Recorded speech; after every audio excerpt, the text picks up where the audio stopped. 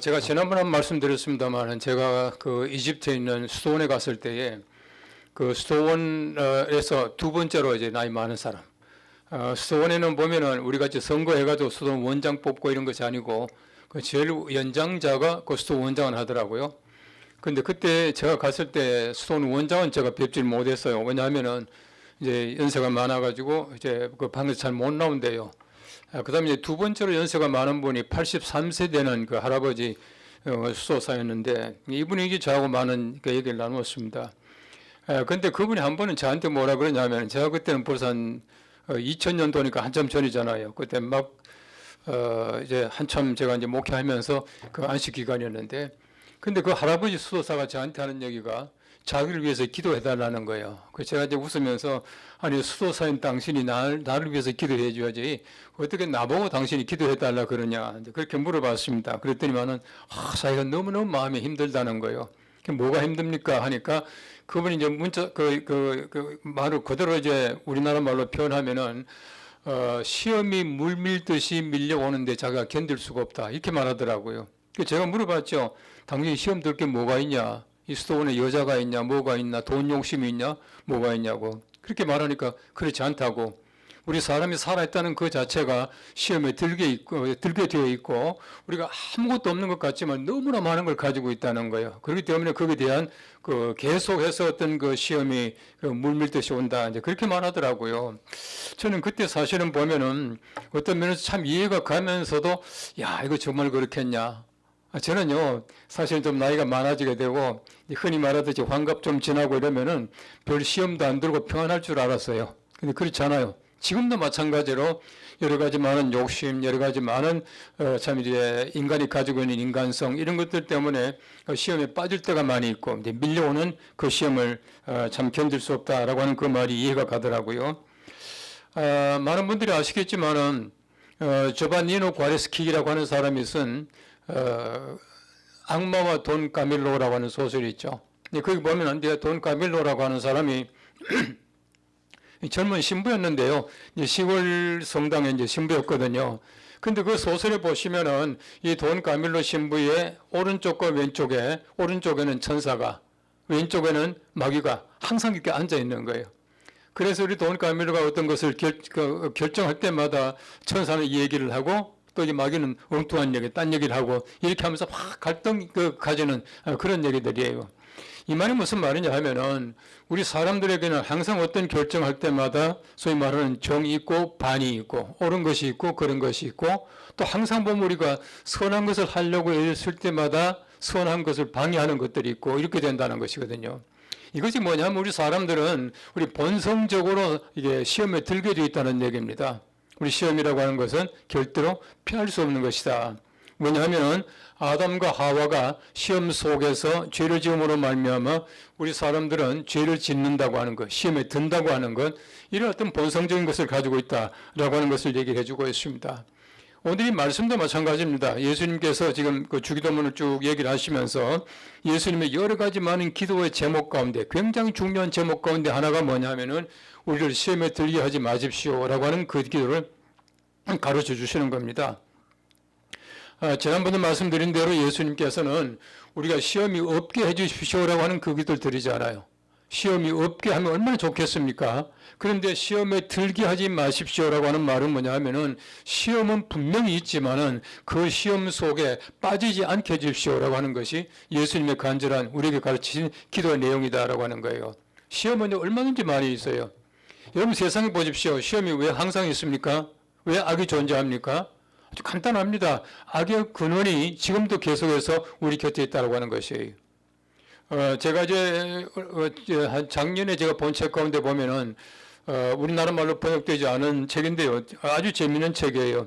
The Origin of Evil, 그러니까 악의 근원이라고 하는 책인데, 이제 번역은 안 되었습니다만 아주 간단하면서도 명료하게 재미있게 이제 설명을 했더라고요. 우리 사람들이 왜 악의 근원을 가지고 있느냐? 우리 사람들이 가지고 있는 것은 뭐냐 하면은, 악의 근원인 그 존재가 지금도 존재하고 있다는 거예요. 그 언제 없어집니까? 우리 예수님 다시 이제 소위 말하는 재림하시고 그 다음에 우리 모든 것을 심판하실 때 그때 비로소 이 소위 말하는 마귀가 무적행 속으로 들어가게 되고 우리가 이제 천년왕국 속에서 이제 그 평화를 누리게 된다 하는 것이잖아요. 예수님도 마찬가지였습니다. 아마 예수님께서 공생애를 시작하시기 전에 시험을 당하시잖아요. 이제 세 가지 시험을 당하시고 나서 그 다음에 공생애를 시작하시고 나서 산상보훈에서 바로 이 기도를 가르쳐 주시는데 어떤 면에서 볼 때는 예수님도 시험 당하신 그것을 마음속에 생각하시면서 이렇게 기도하라라고 말씀하셨을 것 같아요. 그것이 뭐냐면 예수님께서 돌을 가지고 떡을 만들어라. 그럼 성전 꼭대기에서 뛰어내리라. 그 다음에는 이제 절하라라고 하는 것이었습니다. 근데 예수님께서 당하신 시험을 보면은요, 아마 이렇게 생각할 수 있을 거예요. 제가 오래전에 그 생각했습니다만, 예수님께서 예를 들어 첫 번째는 돌로 떡을 만들으라고 할 때는 그때는 어쩔 수 없지만은 두 번째는 성경 말씀해 보시면요, 마귀가 예수를 이끌어서 성전 꼭대기까지 데리고 갔다 이렇게 말하고 있거든요. 그 다음에 마지막에 세 번째 이거 시험도 보시면은 마귀가 예수님을 끌고 높은 곳에 올라가서 절하라고 했다. 천하 만국을 다 보여줬다. 이렇게 말하고 있거든요. 진짜 우리 예수님 같으면은 성전 꼭대기까지 올라가지 말아야지. 그렇잖아요. 처음부터 올라가지 말고 또 예수님 같으면은 천하 만국이 보이는 곳에 올라가서 절하지 않았다. 그렇게 말하고 있는데 올라가지도 말아야지. 올라갔잖아요. 근데 한번 생각해 보십시오. 우리가 어떤 면에서 볼 때에 마귀의 어떤 시험 속에서 시험의 결정적인 순간까지 갈 때가 굉장히 많이 있어요. 그렇죠? 혹시 여러분들도 그런 순간이 있을지 몰라요. 그럼에도 불구하고 거기서 피할 수 있는 그 힘을 가지는 것이야말로 시험에 들게 하지 않는 하나님의 능력이에요. 그것이 바로 우리의 믿음이에요. 우리가 때때로 보면요, 시험의 자리에 들어갔을 때 얼마나 많은데, 그런데 그곳에 빠지지 않는 것이야말로 참 중요하다라고 하는 사실을 얘기를 하고 있습니다. 더 궁금해서 그런 얘기가 나왔고 저는 질문을 많이 받습니다만은요, 왜 하나님께서 선악과를 만들고 나서 먹지 말라고 그랬냐? 차라리 만들지 말지. 그렇잖아요? 선악과를 만든 그 자체는요, 하나님께서 인간에게 엄청나게 큰 축복을 주셨어요. 복으로 주신 거예요. 근데 우리 사람들이 그 복을 잘못 사용함으로 말미암아 오히려 저주가 되었다는 것이거든요. 죄가 되었다라고 하는 것이에요.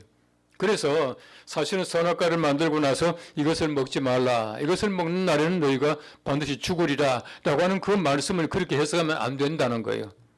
하나님께서 이것을 먹는 날에는 반드시 죽으리라. 그 말은 먹고 죽으라는 얘기가 아니고 먹지 말고 영원히 살라고 하는 얘기인데 우리 사람들이 먹음으로 말미암아 반드시 그렇게 해서 죽게 되었다 하는 것이거든요.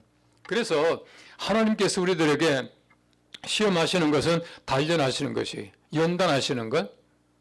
우리 때때로 보면 시험이라고 말할 때는요, 꼭 꼬꾸라지는 것, 어디 빠지는 것 이걸 많이 생각하는데 그렇지 않아요. 여러분, 우리가 연단을 통해서 얻는 것들이 얼마나 많은데요. 그렇지 않습니까?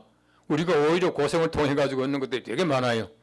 뭐 남자들 같으면 군대 갔다 오는 것이 기본 아닙니까? 우리 특별한 경우에 안 갑니다만은요. 근데 군대 갔다 오면요, 얼마나 성숙해집니까? 저는요, 군대 생활 되게 재밌게 했어요. 어저께 제가 다른 게 갔거든요. 다른 게 갔는데 이제 미국 분 한 분을 만났는데 이제 그분이 한국에 선교사로 왔다가 지금은 이제 한국 분하고 이제 결혼해서 지금은 대학교 가서 가르치고 이제 그런 일을 하더라고요. 근데 그분이 군목에 미 8군에 군목으로 있었대요. 그 제가 이제 제가 군대에 있던 얘기를 하고 나도 이제 헌병이었는데 그 용산에 있는 그 메인 포스트에 내가 있었다 등등 얘기를 쭉 했었어요. 했는데 그 얘기를 하면서 참 재밌는 것은 뭐냐 하면요, 그분이 가지고 있는 여러 가지 많은 경험들을 얘기하는데 제가 가지고 있는 경험과 너무너무 비슷하더라고요. 여러 가지 많은 환경적인 차이가 있거든요. 얼마나 많은 시험이 있습니까? 얼마나 많은 단련이 있습니까? 군대 생활 속에서 얼마나 많은 단련을 받습니까? 그 단련을 받는 그것이야말로 평생을 통해서 내게 유익이 되는 것이 되게 많이 있거든요.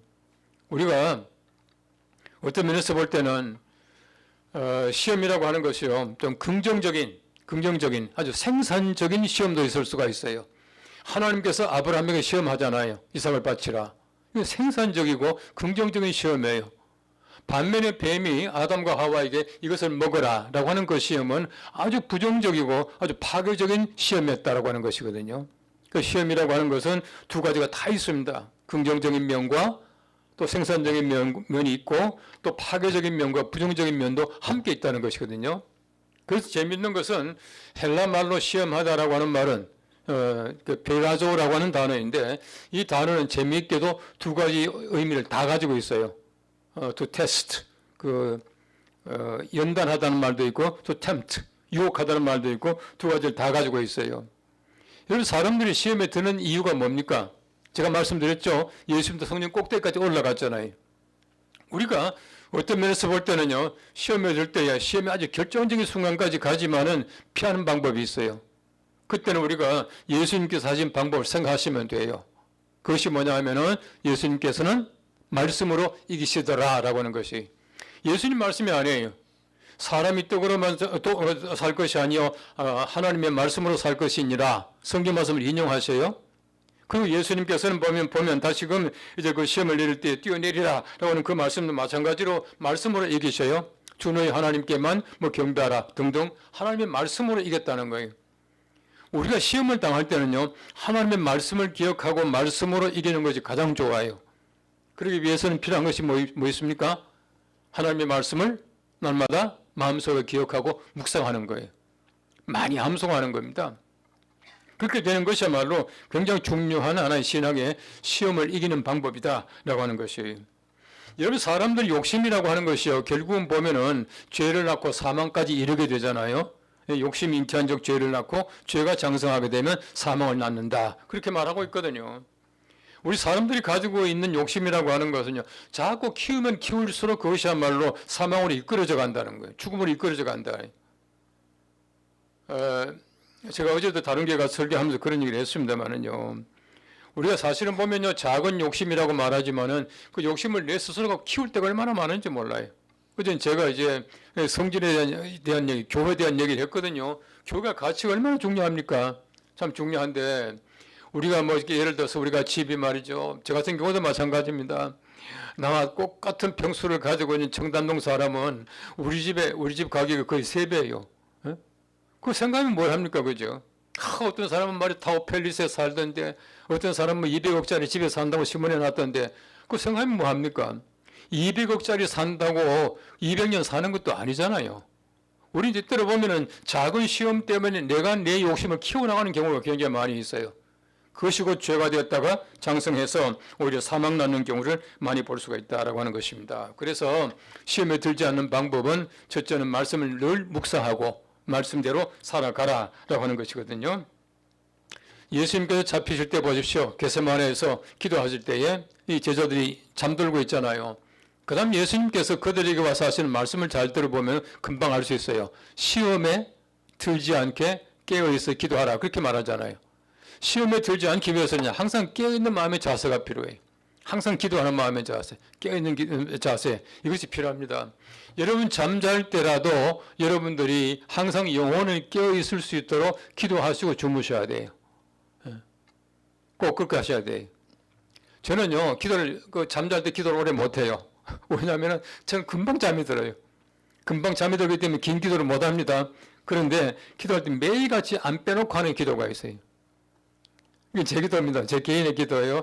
하나님 꿈에서라도 예수님 만날 수 있도록 해주십시오. 그 기도를 매일 해요. 근데 꿈에 예수님 만납니까? 만난 적 없어요. 근데 그 기도를 매일 합니다. 두 번째는 뭐냐면 내가 잠자다가 세상을 떠난다고 하더라도 하나님의 나라에서 눈을 뜰 수 있도록 해주십시오. 그 두 기도는 꼭 해요. 제가 이제 제 나이인 만큼 그 기도를 늘 하게 되더라고요. 어떤 면에서 볼 때는 우리 영혼이 매일같이 깨어있다라고 하는 것은 우리가 시험에 들지 않는 방법이다라고 하는 것입니다. 플라톤의 제자 가운데서 프로폴러스라고 하는 제자가 있었습니다. 이 제자가 자기 집에 이게 그 바닷가에 집이 있었는데요. 한 번은 바닷가에 뱃놀이 갔다가 죽을 뻔한 그런 경험을 했습니다. 그런데도 말이죠. 그 죽을 뻔한 경험에도 불구하고 매일같이 바다만 보면 나가고 싶은 거야. 그러니까 이제 이 프로폴러스라고 하는 사람이 자기 집에 와가지고 바다 쪽으로 향한 그 면에 그 창문이 있지 않습니까? 그 창문을 아예 막아버렸어요. 바다를 보지 않으려고. 자기가 바다를 볼 때마다 그 마음속에 유혹이 들어오기 때문에 보지 않기 위해서 창문을 아예 닫아버리고 보지 않았다. 이제 그렇게 말을 하고 있어요. 어떤 면에서 볼 때 우리도 그런 게 필요합니다. 우리 때때로 보면요. 쓸데없는 창문이 너무 많을 때가 있어요. 쓸데없는 창문이 너무 많을 때가 있어요. 우리가 위를 향한 창문이 없고 오히려 세상을 향한 창문이 클 때가 얼마나 많은지 몰라요. 오히려 우리가 유혹당하게 된다 하면 유혹을 당하는 그쪽 창문을 아예 없애버려야 돼요. 문을 닫아야 됩니다. 그렇게 될 때 우리가 시험에 들지 않을 수가 있다라고 하는 것입니다. 우리 예수님께서 가르쳐주신 기도는 우리의 기도라고 제가 말씀드렸습니다. 우리의 기도인데 우리는 누구나 시험에 다 들게 되어 있습니다. 항상 시험과 가까이 살아가거든요. 세상에 산다는 그 자체가 항상 시험에 가까이 있다라고 하는 것입니다.